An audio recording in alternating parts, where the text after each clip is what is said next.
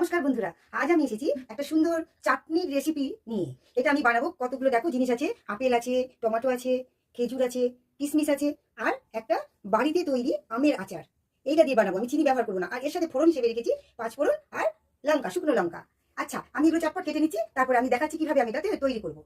দেখো, এখানে আমি আপেলগুলোর খোসা ছাড়িয়ে কুচিয়ে নিয়েছি, টমেটো কুচিয়ে নিয়েছি, কিশমিশগুলোকে ভালো করে ধুয়ে কুচিয়ে নিয়েছি, আর খেজুরের ভেতরের বীজটাকে ফেলে দিয়ে কুচিয়ে নিয়েছি। এখন আমি কড়াইটা তেতে গেছে, এরপর আমি একটু এতে সর্ষের তেল দিলাম, ফোড়নটা এতে অ্যাড করে দিলাম, কেননা সর্ষের তেলে চাটনির স্বাদ ভালো হয়, সুস্বাদু লাগে, তাই এটা ভেজে নিচ্ছি।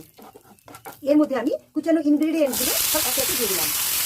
একটু লবণ দিয়ে দিলাম, এতে অল্প একটু হলুদ দিয়ে দিলাম, হলুদ গুঁড়ো। আমি এতে একটু অল্প একটু জল দিলাম। এতে আমি এবারে অ্যাড করছি বাড়িতে তৈরি আমের আচার, মিষ্টি আচার। চিনির বদলে এটা ব্যবহার করলাম। এর ফলে এতে আমেরও স্বাদ পাওয়া গেল আর হেলদিও বটে। এবার আমি এটাকে 2 মিনিট ফুটতে দিলাম।